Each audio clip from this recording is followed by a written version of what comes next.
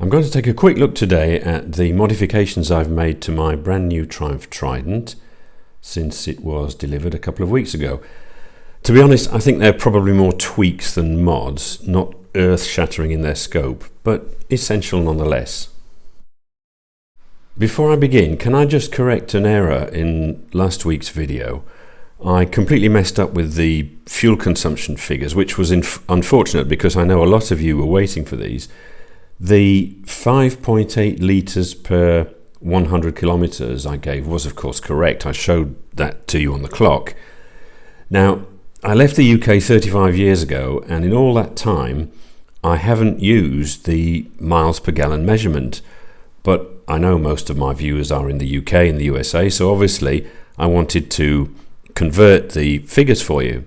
So I asked Siri, and there must have been some communication error because she gave me the wrong figures and I didn't check them. Anyway, I reset the trip, and over the following 170 kilometers I am happy to report that consumption has dropped to 5.1 litres per 100 kilometers, which equates to approximately 55 mpg UK, 46 mpg US and 20 kilometers per litre. So apologies for the confusion caused last week. The very first thing to come off the bike, literally as soon as I got home, were the orange fork reflectors. They're just stuck on with some double-sided foam and they came off without any tools in a few seconds. I did have to use some anti-adhesive solution to get rid of the last of the gunge. They don't look nice and I don't need them because I very rarely ride at night. I then cut out a small piece of 3M ScotchGard protective plastic from a roll I had lying around in the garage to make a tank protector. Wiped down the tank with some isopropyl alcohol, which down here is called isopropylico, which I think is a fantastic word, but never mind. So I used some isopropyl alcohol and stuck it on. It's not perfect and there will no doubt be some better alternatives along soon, but in the meantime at least the paint shouldn't get too scratched. I had originally ordered the Triumph tank pad, but then decided it would be a shame to cover up that luscious silver paintwork, so I cancelled the order.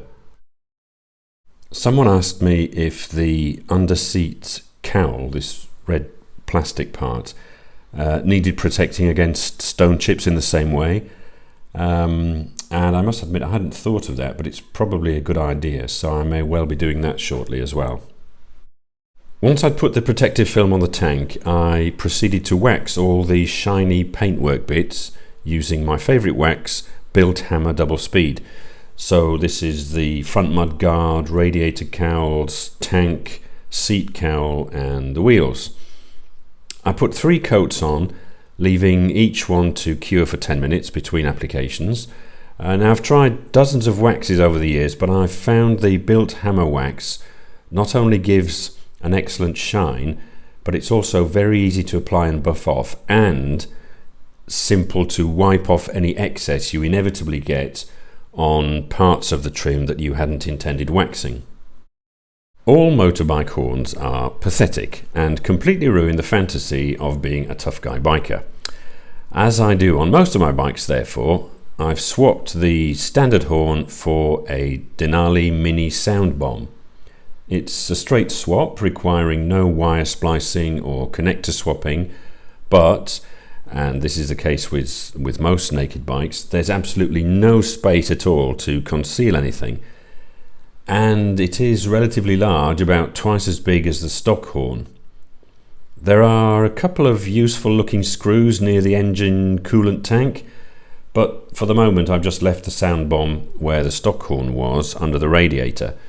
It's a bit unsightly, but definitely worth the hit because the sound is much beefier, and instead of turning around and laughing at me, dogs in the street now have heart attacks when I let rip.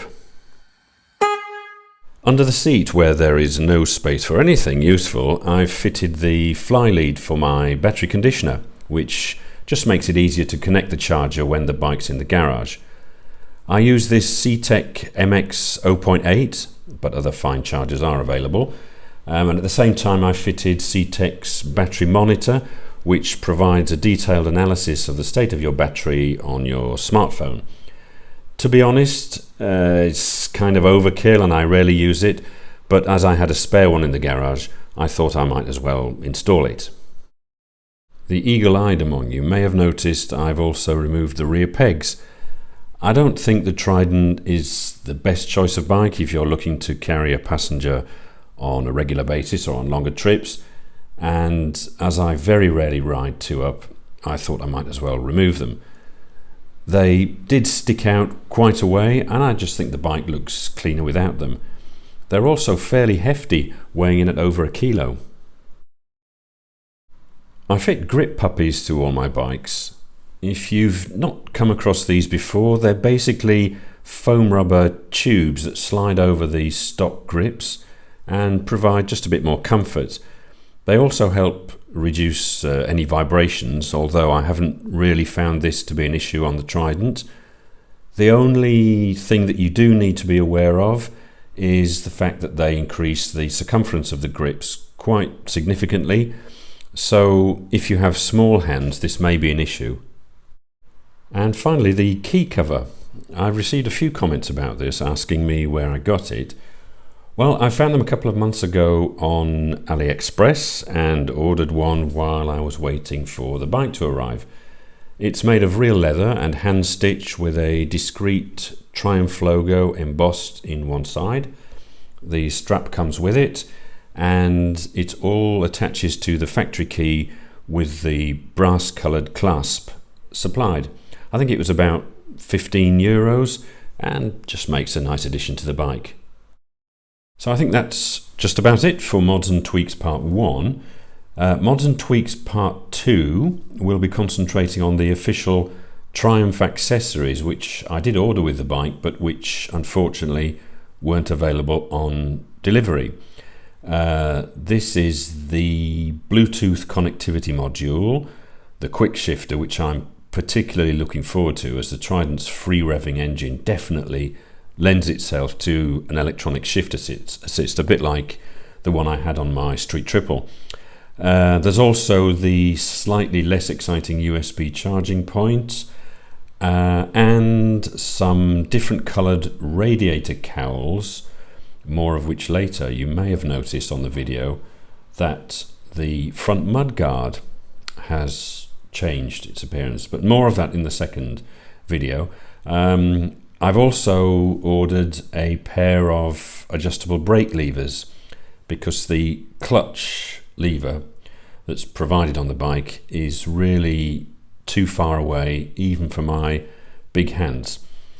Finally, many of you have asked me to do comparison videos with other bikes, particularly the Yamaha MT-07 and the Honda CB650R.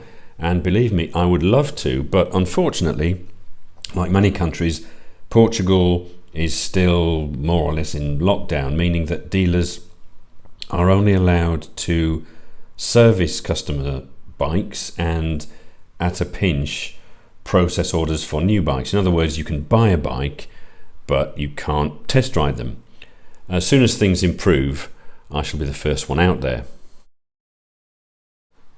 Anyway, that's the end of this first Mods and Tweaks video. Stay tuned for part 2 and more impressions of the Trident. I have to say that the more I ride it, the more I like it. It really is, particularly for the money, a really, really nice bike. So that's about it. As always, thanks for watching.